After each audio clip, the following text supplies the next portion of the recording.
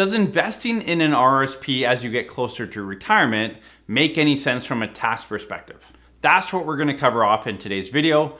And I've brought on Brett Martinson from our team. Brett's based out of Ontario. Again, we provide retirement planning for Canadians coast to coast. And Brett's part of that team that builds out retirement plans. And Brett's going to share if it makes sense for people to utilize their RRSP as they get closer to retirement. Is the tax benefit still there? And it's very situational, but we're going to break it down in detail and share our planning software to help you walk through this process yourself to make sure that you know, should I be putting money into an RSP or should I be utilizing that savings elsewhere? So Brett, thanks so much for joining us on this video again. Great to have you back on the channel. I want to kind of let you take over here and dive into your expertise and what you've seen with some of our clients building plans around RSP contributions. Yeah, so funny enough, this came, as some of our videos do, from clients asking questions or just general questions that we get. And I had some recent interviews where somebody was talking about RSP contributions and they were actually suggesting that they shouldn't make any more contributions and things like that. And it brings up the question of, it's a beautiful financial planning answer of it depends, right? We all hate that answer, but it is the answer in that it's sometimes we can make too much RSP contributions and sometimes we can make too little. So I'll just kind of give a little bit of a high level discussion about that. Then we'll go into the financial planning software Snap and look at it an example. One of the things we talk to our clients about is depending on your taxable income, there's a balance between TFSA and RSP contributions. Let's just say somebody's making $35,000 a year. Typically, that's going to be mainly TFSA contributions. Again, case by case, there's always going to be different things, but typically where somebody making 75 plus is probably going to be mostly RSP contributions. And again, case by case, we could get to a point with that $75,000 plus person where they're 55 or 60 and they should actually be slowing down their RSP contributions. So this is a general discussion around, please be aware of what your RSP contributions may or may not be doing for the future, and just don't blindly kind of go into it, if that makes sense. Yeah, and this is why I always say it's nice to have like a 5 to 10 year runway on when to get your retirement plan done. And that's a question I get all the time. Like, when's that the best time to get a retirement plan? I would say 5 to 10 years because you have some runway to make any adjustments you need to make. Now, as we know, most of our clients come to us like a year before, a year into retirement, maybe 2 years, but it's typically pretty close to retirement date. And there's just less time for adjustment. And that's why we thought we'd do this video to kind of say like, hey, a bit of runway may save you a lot of money in taxes, put more money back in your pocket, and just create a bit of a better tax situation. Yeah. And in our case, and I think like most planners, that initial plan costs a certain amount of money to be done, but then an update after that plan is less cost. So either you have it done now and then have an update done 7 years down the road, 5 years or 3 years, depending on what's needed, or you get it done 2 years before retirement and hopefully everything has worked out. So there's pluses and minuses to that. It's just worth sitting down with a planner and talking to them about, is this too early? Should I do it later? That type of thing. So let's share my screen here. And I've got Dave and Ruth YouTube here. And this is the combined pages we've seen on a lot of different videos. But what I want to just kind of dive into here, and I've mainly set this up just to show the RSPs and some TFSA. So let me just kind of set the stage here. So Dave and Ruth are both mid-50s. And they've been contributing to their RRSPs at some level. And they're just at that point where they're starting to contribute to TFSAs. Maybe most of their money went to RESPs or additional money went to RESPs or paying off the mortgage or whatever the case may be. So they're at that point where they can now start to kind of pick and choose where their funds are going. Dave's making about $120,000 a year. We would expect this would increase a little bit with raises, but we're just going to keep it simple here. And then I'm just and making about $10,000. So Dave has typically done about $10,000 of RSPs a year. We're going to go over to Ruth. Similar situation, slightly different numbers. Ruth is making $130,000, and she's been maximizing her RSPs as much as possible. And again, has a little bit extra dollars, so she's putting into her TFSA as well. So that kind of sets the stage. Now, a couple of things that we look at as financial planners here, and again, tells us a little bit about whether Ruth, for example, should be keeping up that maximum or starting to slow it down, or start to use a spousal RRSP, continue the contributions, but have them on Dave's side, for example.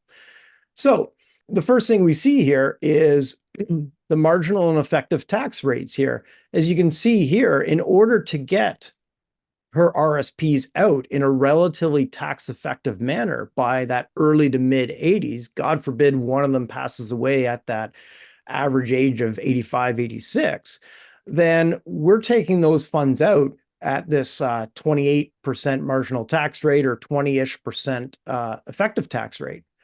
Well, a few years down the road, to your point, Adam, about maybe doing this 5 to 10 years out, she is actually putting herself in a marginal tax rate of 28%. So she's putting in that RSP contribution at more or less the same tax rate that she's projected to take it out as. Now, it's good to pause here and say, obviously, we don't know the future. I love to say that taxes are going to go up, go down, or stay the same. And one of those things probably isn't happening anytime soon, which taxes are not probably going to go down, regardless of whatever government is in power at any given time. But with the information that we have now, we can potentially look at this and say, well, it actually makes sense for her to continue to maximize. Or it doesn't make sense and she should actually start to slow down because maybe this is costing way too much tax to be pulling it out. So I call RSPs a bit of a drug in that we're getting that fix early on, that we're getting that tax break, but maybe that tax break is being offset 10, 15, 20 years into the future when we're taking that money out. So it's all about that balancing act with those RSP contributions. So I'll just kind of pause there for a second, Adam, see if you've got any thoughts or questions, and we'll flip over to Dave's side and have the same conversation. Yeah, no, this is exactly what we've talked about. And typically for most clients, you can see here, I mean, Ruth is built up by the time she retires, $1.8 million in an RSP.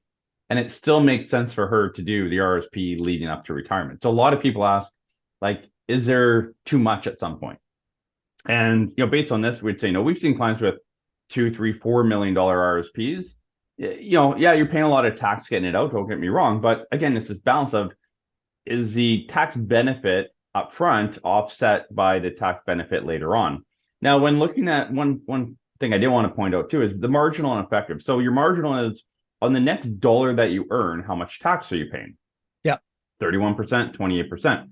The effective, that's your average tax rate. So the way I look at it a lot of times for clients, pre-retirement when you're working, you're earning money. So the next dollar that you make, so look at the marginal tax rate, because that's really what's affecting. If you put RSP, that's where you're saving the dollar on that marginal. Whereas when you hit retirement, we want to level out the effective or your average tax rate. So, what's the average amount of tax? You still need to look at that marginal because that's the amount of tax you are paying. But we, as our team builds plans, we definitely zoom in on that average or effective tax rate much more in retirement than before retirement, just because we want to level that out. And we know that typically will allow our clients to pay the least amount of tax. Absolutely. So again, to reiterate a point, is it may be to Ruth's benefit to continue to maximize.